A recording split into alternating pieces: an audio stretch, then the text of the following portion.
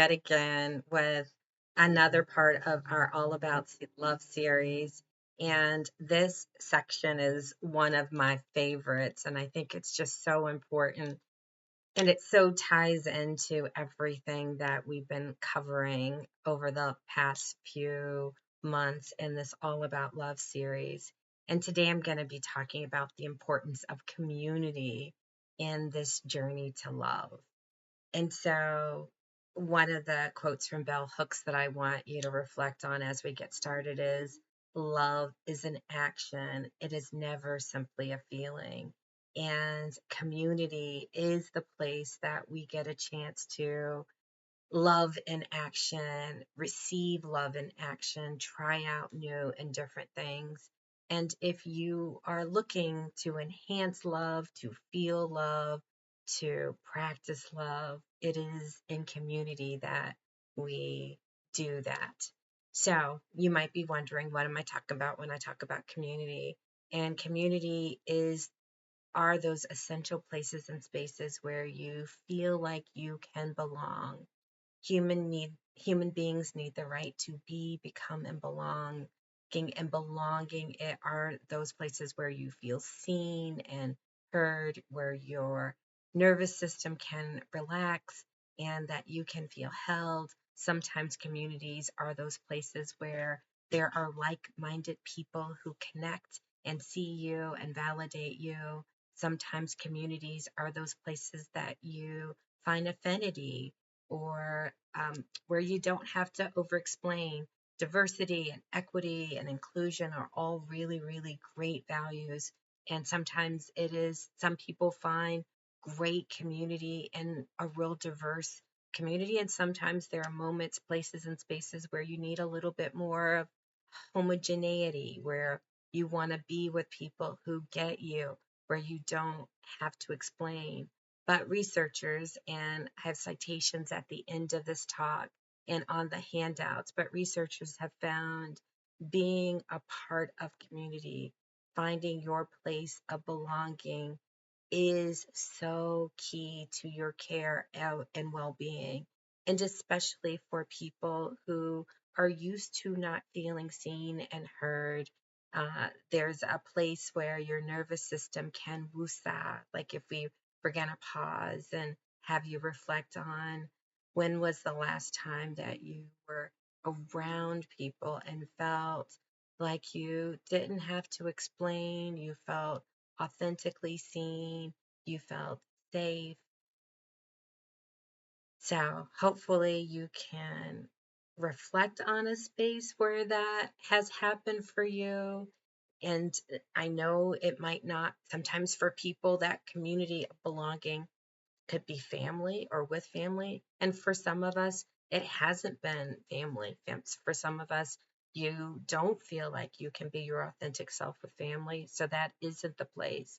But again, let's take a second and have you reflect on when was the last time you felt like you belonged?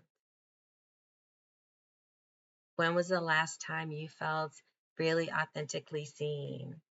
When was the last time that you felt like someone um, valued you, how you showed up? And so, and if you haven't identified your place, part of your homework over the next month will be looking for those places where you can belong and feel held. Parenthetically, I want to just sort of say, we know that belonging is good for your mental health. One of the jokes that I always say, and it's actually proven by research and science, is that the best cure for anxiety and depression is relationships. And that is because of the value of community. We know that community is the place where, if if we're going to think about resiliency and being resilient, having those places where you can feel valued, seen, heard, but also have the opportunities to lead and to be recognized are also really important for resilience.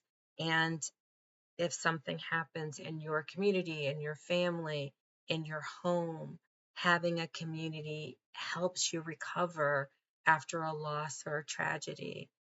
Imagine, I always think about Little House on the Prairie, and some of you, this is going to be a really dated metaphor, but there are images of a neighborhood, a community, particularly possibly a rural community or a small community where the whole village shows up and they provide food and clothing and transportation, and they help in the case of Little House of the Prairie, again, really dated metaphor. So pick your more recent metaphor. They come together and repair the barn, repair the village in the case of a disaster. When you're connected to a community, they have the ability to show up. And if it's a community, you don't have to necessarily worry about burning out someone, a family member, a friend, or whatever. It's because there becomes an ecosystem of support that you can tap into.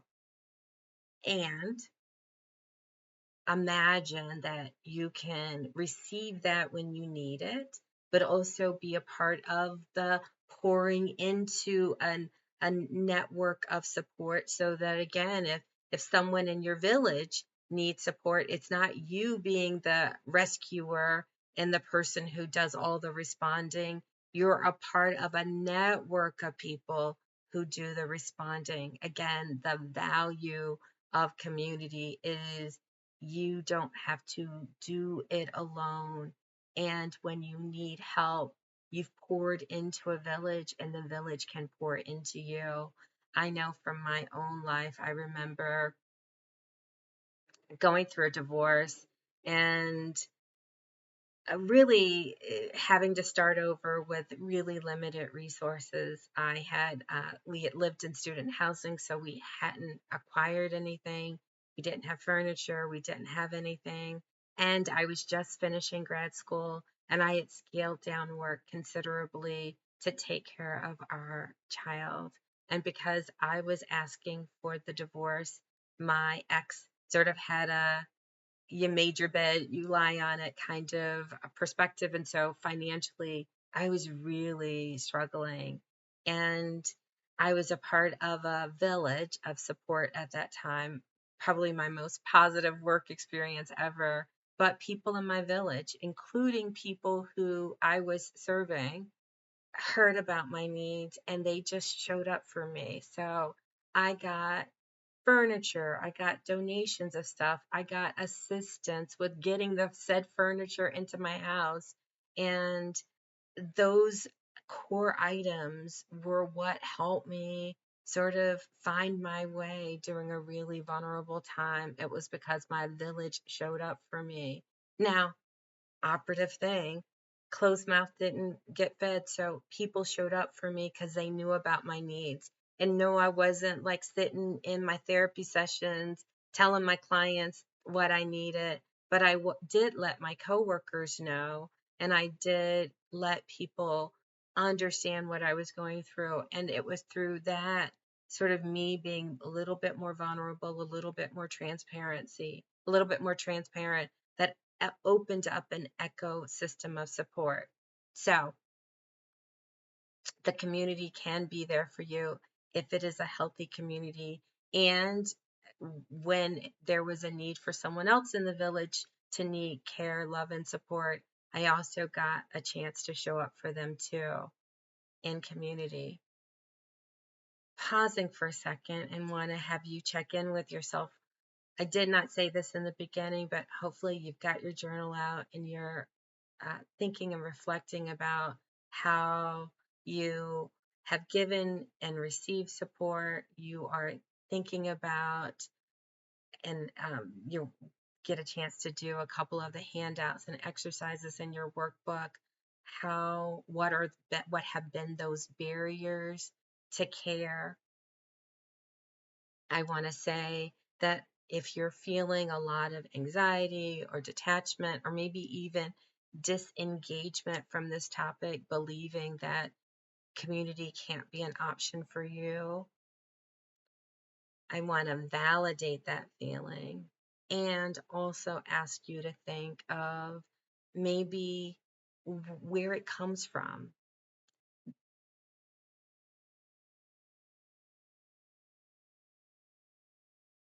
If you have a strong response one way or the other, like a yes or a no, sometimes the no definitely can be a trauma response. Maybe you've been looking for community and no one showed up for you. Maybe you were a part of a community and now you feel marginalized or not connected. Maybe you've always felt like an outsider and you're at a stage in your life where you've sort of given up hope. Or maybe you constantly go to a well that has proven to be empty. Or maybe you were socialized to believe that community would just be family. Just reflect on all of those things and know that just like food and water and air, our bodies and nervous systems need a place to belong. And so, in this month's workbook are a few activities, maybe to try and experiment just to increase your sense of belonging. And it could be something remedial, like basic, like going to Lowe's or going to the nail shop or going for a walk at the dog park, just finding places where people gather that could be like minded and seeing what happens if you can breathe into it, let your guard down, and look to make one small connection. Kind of go back to the friendship module, but imagine then thinking about that one small spark of connection, sort of um, becoming a catalyst to other sparks of connection. The last thing that I want to offer in this sort of module is if you are looking around in your neighborhoods, in your groups, in your business, in your life, and you see things that you don't like, it could be because there isn't community belonging and there people are disconnected. So what we know from the research data and science is that healthy communities create healthier individuals, create healthier families, create healthier systems. And they do that for so many neurobiological reasons. So if I am not stressed in my neighborhood, I'm probably less likely to engage in like aggressive behavior with my neighbors. I'm probably more likely to know a neighbor or to reach out to a neighbor or to smile at a neighbor. And healthier neighbors make healthier neighborhoods, make less violence in a neighborhood, make less crime in a neighborhood, create more neighborhood security, make healthier environments for children. You see how this works exponentially. So we're going to think about an apartment building, a neighborhood block, or all of these things. The more people can woo-saw at home, the more they can woo-saw together, the more they can woo-saw at work, the more we can be a healthier village. Imagine that. The last thing that I want to say, I said this is the last sort of section, but the last thing that I want to say in this section is around the benefits, not just for you, but the benefit societally if we have healthier communities, is that gratitude and not being so self-oriented is also good for us all. So there are times in all of our lives where it feels like we are getting the short end of the stick and that the world isn't fair and that life isn't fair. And sometimes it really does suck and it isn't fair.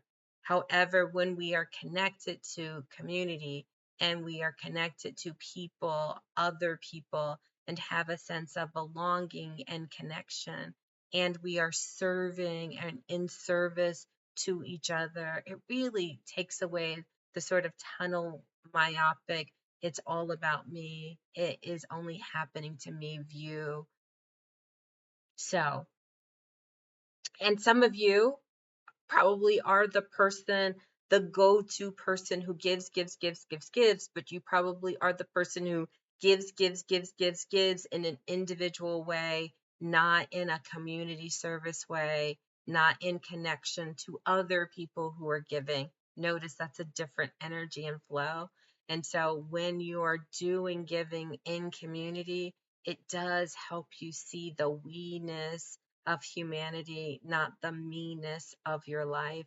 And it ideally can pour into you a lot more intentionally and effectively. So be thinking, we get sick in community and we get well in community, and community is the pathway forward. I do have one last quote that I want to do. So, communities of resistance are the place where communities where there can be resistance are also the place where we can receive love and care.